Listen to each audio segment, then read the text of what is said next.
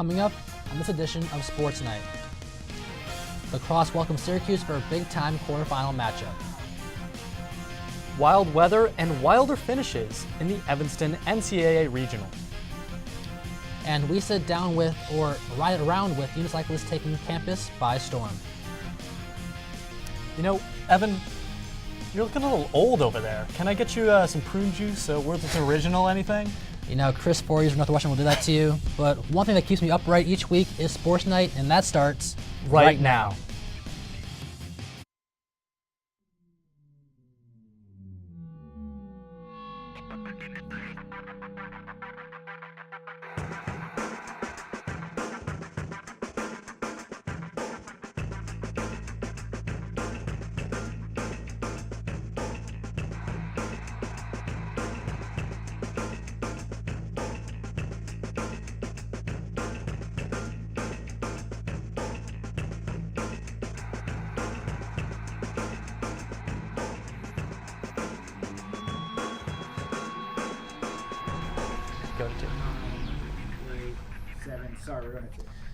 Welcome into Sports Night. I'm Evan Denton.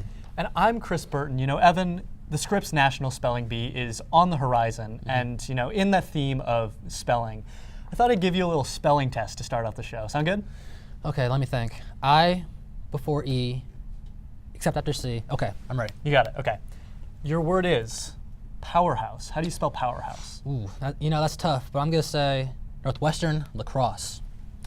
After a thrilling win against the Notre Dame Fighting Irish, the Cats found themselves in a battle of heavyweights against the Syracuse Orange. Winner goes to the Final Four. Here we go. Cats getting ready to take on the traveling Syracuse Orange. Early on, it would be Syracuse's Megan Carney finding the back of the net unassisted. Cats still up by 6.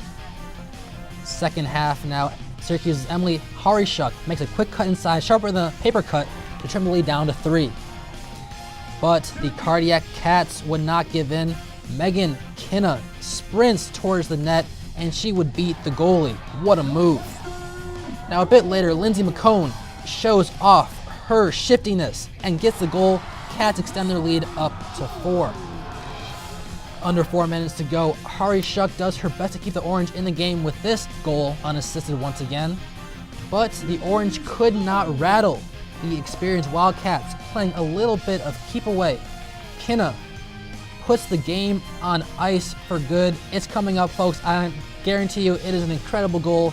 You can take it to the bank and cash it. These Cats are going to the Final Four. Our own Ben Boken covered the game and has more.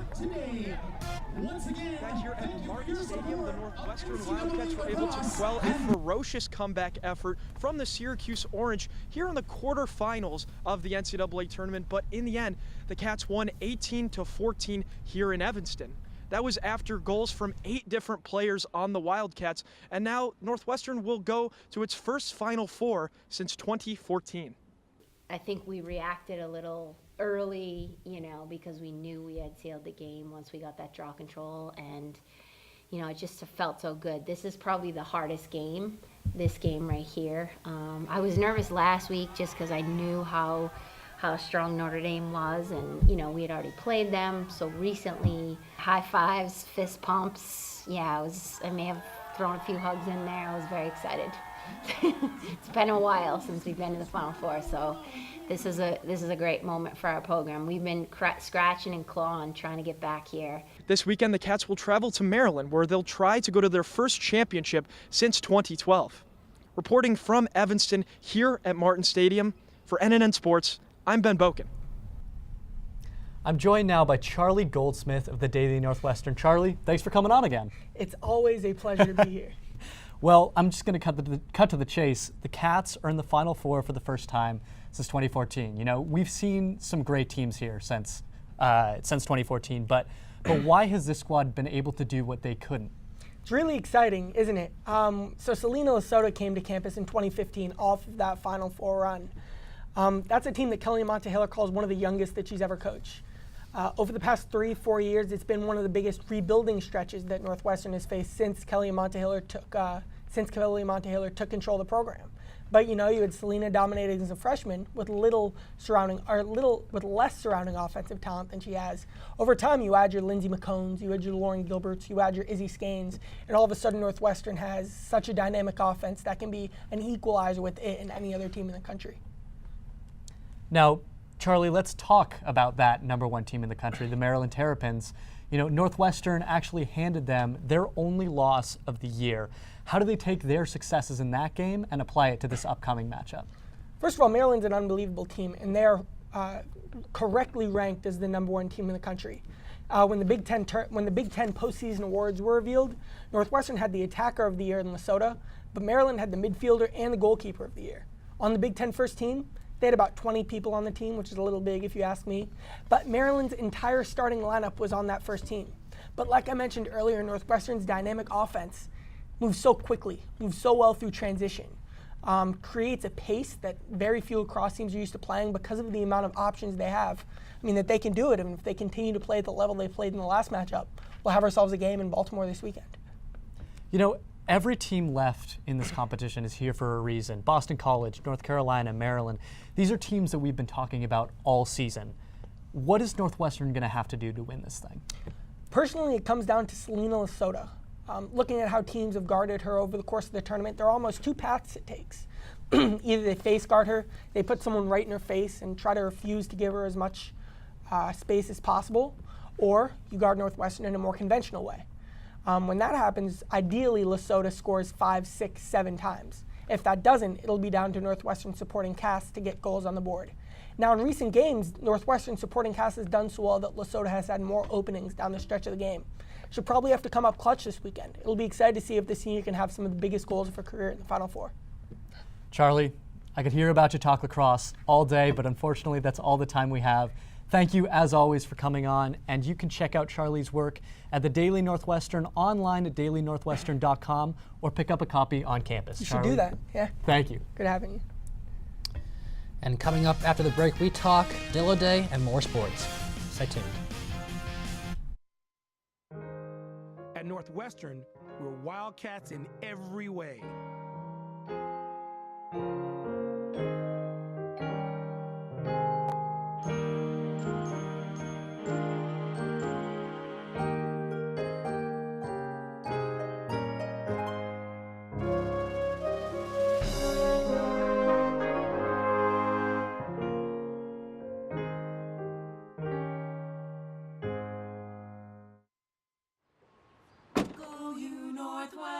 Northwestern break right through that. With our colors flying, we will cheer you all to go. Go you Northwestern, fight for victory, sweet victory, for the fame of our fair name, and go Northwestern, win that game. Go Cats! At Northwestern University, we are pioneering innovation and achieving excellence across every imaginable discipline.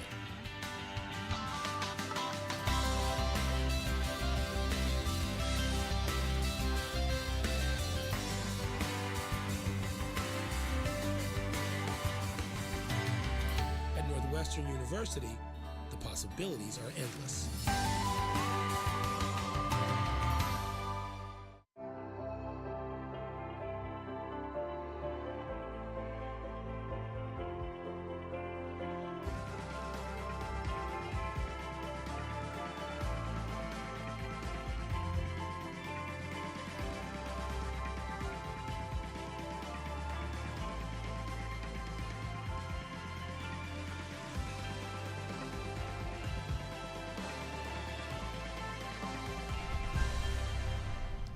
Welcome back. Chris, are you excited for Dillo Day and A$AP Ferg coming up? Man, I really am. You know, I love that one of his songs that goes like, I'm on a new level. Yep, I know that one. Yeah, it's a good one. And speaking of a new level, we got Northwestern softball highlights.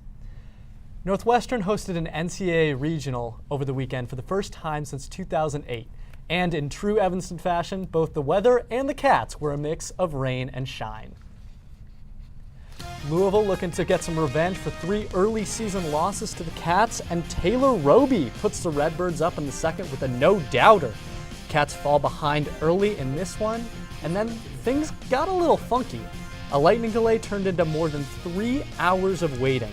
But finally, the skies cleared, the tarp came off, and the Cats hoped to turn things around.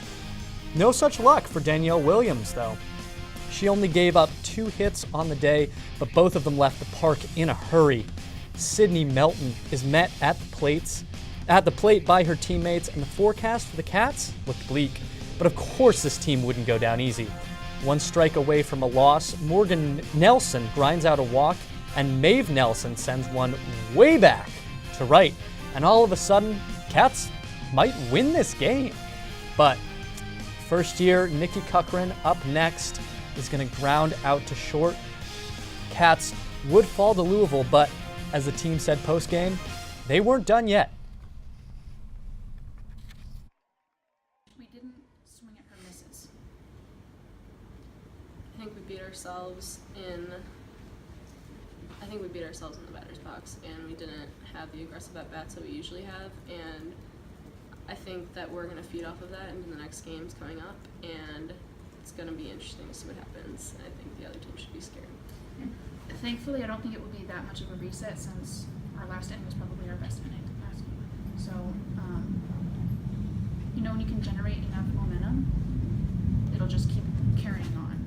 So for this next game, we know how to do the work. We've been in big games, we've been in big moments. Treat every little moment like it's a big moment. That's what I'm going to do. Morgan and Maeve kind of mentioned it, but how we competed those last few at-bats, that's how you compete this time of year. And again, I thought we had a lot of missed opportunities where we didn't compete like that throughout the game. So our message to them is really simple. Think about the next opportunity you have and win that pitch. And at this stage of the game, when you're sent to the loser's bracket, you can only think one game at a time. So our message right now is let's get to tomorrow. Well, the Cats got to tomorrow and more, climbing back into the regional championship to face, you guessed it, Louisville. Cats had a big 4th inning, Morgan Nelson sending in 2 with that shot up the middle, and then some savvy base running from Skylar Shellmeyer. This is why you always have your head on a swivel, kids. Shellmeyer slides in safely there, takes home on the error, and the Cats are cruising, and so is Danielle Williams. This is why she's up for Freshman of the Year. She punches out not 1, not 2, not 3, but 10 Redbirds on the day, gets the ground out coming up in a second, and the Cats are win away from advancing to the Super Regional. Game 2, and this is the big one. Winner goes on, loser goes home, and Morgan Newport goes deep right center for a double, scores 2, and Northwestern looks like it might coast to another win. Emma Bartz and Maeve Nelson sure are happy, but the Cats' defense, with a rare miscue, the low throw from Rachel Lewis on the grounder allows the run to score, and Louisville draws within 1. We go to the bottom of the 5th, and Nikki Cochran gives the Cats some insurance with a single. 1 run is going to score, and can they get 2? Yes, they can. Morgan Nelson makes it 4-1. Louisville would score 2, but no more. Taylor Roby rounds out to 3rd, and the Cats are headed to Oklahoma. Joining us on desk now is the one and only Benjamin Rosenberg of the Daily Northwestern. Welcome to the show, Benjamin. Thanks for having me. Always a pleasure. All right, so the Wildcats had us all on the edges of our seats. How were they able to come back and defeat the Louisville Cardinals? Well, they used the same recipe they've been using all season, great pitching and timely hitting. They rode Danielle Williams pretty hard over the weekend. She threw 23 innings in the regional, including 13 on Sunday, 6 in the first game and all 7 in the finale. And then in terms offensively, they've done a great job all year, grinding out at bats, drawing walks, getting on base, putting pressure on defenses, driving up opposing pitchers' pitch counts. And really, this was just a really milestone moment for the program. This is the first time they've gone to the Super Regionals since 2008, and especially important because this is the most wins they've had since 2007. But in terms of measurable accomplishments, they came up short of the Big Ten regular season championship. Same thing in the Big Ten tournament. So really nice for them to have a big accomplishment this year, and now it's on to the Super Regionals. Now, everyone knows that softball is a team game, but let's talk about the individual for a second. Which Wildcats have really stood out to you? Well, Williams is the obvious answer here, but I am going to point to a couple of players who were in pretty lengthy slumps, but they came out of them in the regionals this weekend. That's Morgan Newport and Nikki Cochran. Newport was 8 for 16 in the regionals. She'd been in a slump ever since like the third week in April or so. 8 for 16 in the regionals, 4 for 4 in an elimination game Saturday night against Southern Illinois, including a home run. Then she had a clutch 2-run double in the championship game against Louisville. And Cochran had 7 hits in her final 13 at-bats, and then she had the go-ahead 2-run single that gave the Cats the lead they would not relinquish in that championship game. So both of them did a really nice job getting back on track. Big time hitting. So now the road doesn't get any easier for the Cats as they go off to play number 1 Oklahoma. What makes this team so tough? What doesn't, honestly? Their lineup is just full of All-Americans top to bottom. They've got, Sid Romero, Jocelyn Allo, Grace Green, Shane Knighton, and then they've complemented that with great pitching, led by Giselle Juarez. And then their secondary pitchers are very good as well.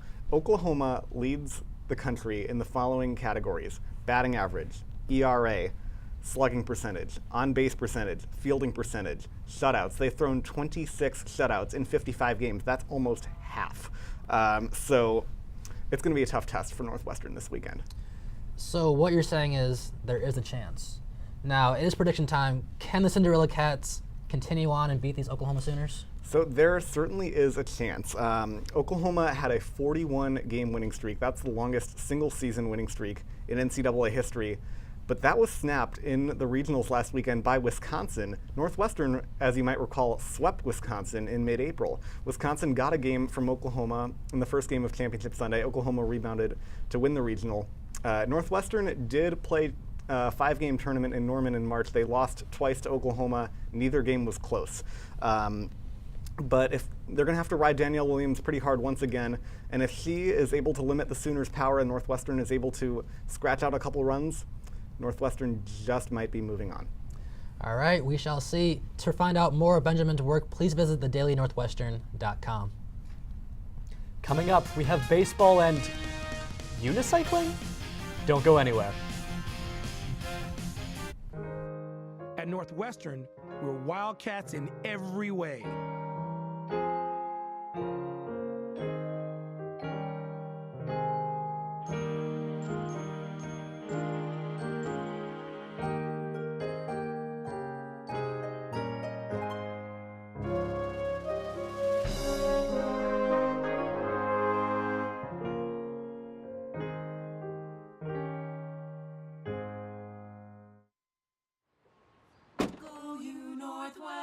Go Northwestern, break right through that. With our colors flying, we will cheer you all to go. Go you Northwestern, fight for victory, sweet victory, for the fame of our fair name, and go Northwestern, win that game. Go Cats! At Northwestern University, we are pioneering innovation and achieving excellence across every imaginable discipline.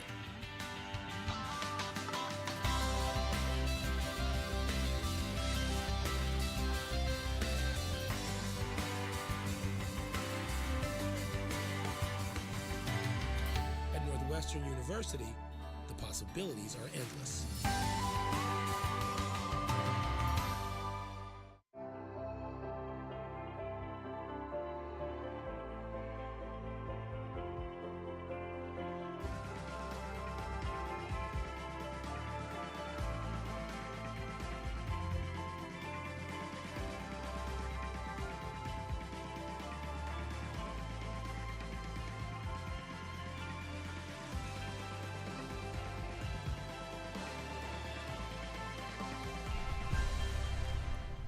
Welcome back. Now, Chris, I've heard you're a pretty big Game of Thrones fan. What was your reaction to the series finale? How much time do you have? I mean, I'll spare the viewers the angry rants, but let's just suffice it to say that I was disappointed. Mm-hmm. I thought they could have had some stronger endings than the one they went with. You know, I'm sorry for your loss, but let's hope that our baseball team didn't have the same fate. The Cats had it all to play for against the Minnesota Golden Gophers. On the edge of the Big Ten tournament field, the Cats were looking to make one last push. Batter up, roll the tape. Northwestern getting ready for Game 2 of the series against Minnesota. Bottom of the fourth, Casey O'Laughlin takes the Duffy offering to deep right field, and it is out of here, folks. Cats up 2-0. Now in the fifth, O'Laughlin continues to punish Gophers pitching with this bases clearing double. The Cats extend their lead out to 6-0. I'm liking what I'm seeing here, Chris. Now, still in the fifth, Minnesota's Stevenson walks Alex Arrow, and Leo Kaplan does a nice slow trot onto home. Cats extend their lead to 7-0. Still in the same fifth inning, Sean Gusenberg doubles to deep right field, and all three base runners are coming on home. It's a house party, folks. Cats would go up 10-0, and they would take this one in a blowout 10-3. Now the Cats getting ready for the Golden Gophers yet again. Early in the second, Jack Kelly finds a spot in shallow right field, and Ben Dickey jogs home safely. Cats up 2-0 early on in this ball game. But the Gophers would respond quickly. Mazinga with the missile to right field, and we have a tied game in the third inning at 2 apiece. Now, bottom third, Willie Bourbon with the looping double over the first baseman's head, and Sean Gusenberg runs around the bases like a madman, and he gets home safe 3-2. Top four, Minnesota's Kozicki shows off his muscles and sends the Nick Pachorik offering way up into the atmosphere, and that ball is gone, folks. 4-3 bad guys. Top of the sixth, Kozicki still showing off his offensive abilities, takes this offering to left field, and it's a double. But that would not be good for the Cats, as they would end up losing this game to the Minnesota Golden Gophers. A few members of the baseball team were named to the All-Big Ten team this past Tuesday. Senior shortstop Jack Dunn and junior third baseman Alex Arrow were named to the first team, and first-year second baseman Sean Gusenberg made the third team. With the selection, Gusenberg became the first-year from Northwestern to make an All-Big Ten team since Eric Jockish in 2008. The women's golf team finished their season at the NCAA Championships on Tuesday, and what a finish it was. The Cats placed 13th in the 2014 field, making 7 straight seasons with a finish in the top 15. That's incredible. The team was propelled by strong performances from seniors Stephanie Lau and Janet Mao, who both ended their Cats career in the top 5 of career scoring average. Junior Brooke Riley also chipped in, accounting for the Cats' best individual finish at 43rd. Students here at Northwestern have a plethora of hidden talents. For one Wildcat, that skill is riding a unicycle. Our own Patrick Timlin has more. 1 wheel, 2 pedals, and a determined Spirit Squad member. Connor Broderick loves to unicycle. This is my very first unicycle I got, the one I bought originally. Now technically it's too small for me. Whenever I ride it, the wheel, the tire just collapses, but it still works a little bit. Try to make it go. And I've extended the thing as far as it can go, but yeah, it's the same one. I've got a lot of really fun memories and a lot of really painful memories on the thing. He got his unicycle in first grade while at a bike shop. Although it took him months to learn, riding is something he still does in college. A talent not many have, he finds enjoyment in learning new tricks and applying them in everyday life. And then I would even ride my unicycle to school every day. I lived real close to school, and it was really funny. My cat would always follow me too, so everyone would be like, "Oh, there's Connor on his unicycle with his cat." So it was a cool way to show up. And unicycling taught him many lessons that he finds useful in life today. I guess the cliche one, keep falling, get back up. There are many times I wanted to smash this thing in half, or just forget about it, throw it away, but I stuck at it. Guess I had nothing better to do as a first grader. There we go. Started teaching unicycle lessons. I was a little entrepreneur as a kid, And so lots of the other kids at school just thought it was really cool. And so their parents would pay me, $5-10 an hour to just come over and teach them how to ride. And eventually we got a little bit of a gang going, me and a few of the other younger kids who would, always try to learn. We'd ride around town sometimes, and it was a good group, definitely a lot of fun. Is there anything more college than unicycle tricks? Anyway, last Thursday was Northwestern night at Guaranteed Rate Field, home of the Chicago White Sox. They've been struggling recently, so they enlisted the help of a Wildcat known for winning. White Sox hoping for some Fitz magic of their own from the ceremonial first pitch. Pat Fitzgerald gets a nice ovation from the crowd at the rate, throwing up the hashtag #GoCatsClaw. Evan, you just love to see.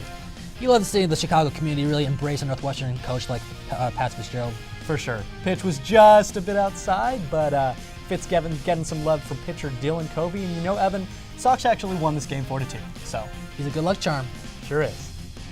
And coming up after the break, we bring you the week's best and plays of the week. At Northwestern, we're Wildcats in every way.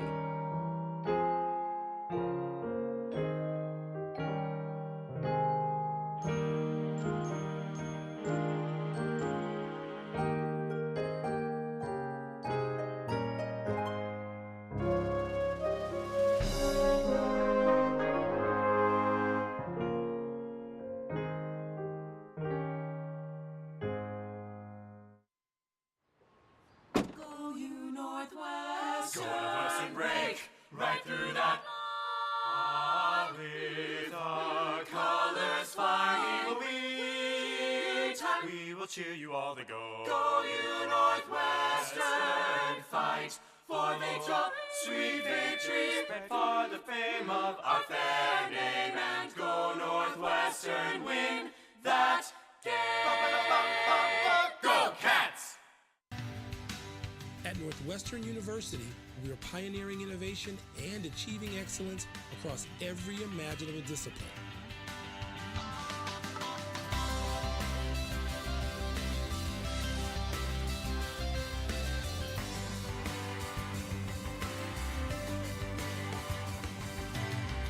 At Northwestern University, the possibilities are endless.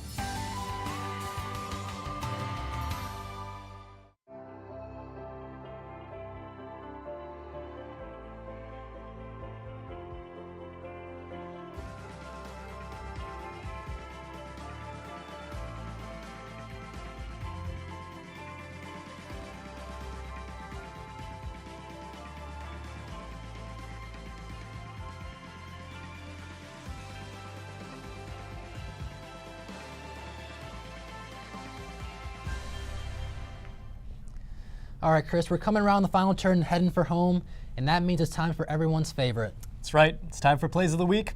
Let's hit it. Coming in at number 3, Morgan Nelson hits a bloop single to left field, and Skylar Schellmeyer slides into third base safely, but the ball would get away, and Schellmeyer would show off her wheels to get home safely.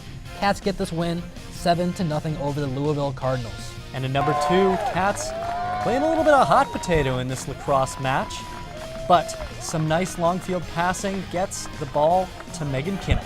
She'd put it in. Insurance goal sends lacrosse to the Final Four. And at number 1, Danielle Williams gets the Louisville Cardinals to ground out and sends Northwestern to its first Super Regional since 2008. And what a game by the Cats. What a season. Go ahead and celebrate. Well, that is all the time we have tonight. Be sure to follow us on Twitter and Instagram and like us on Facebook. Alongside Chris Burden, I'm Evan Denton, and have a great rest of the night, Evanston.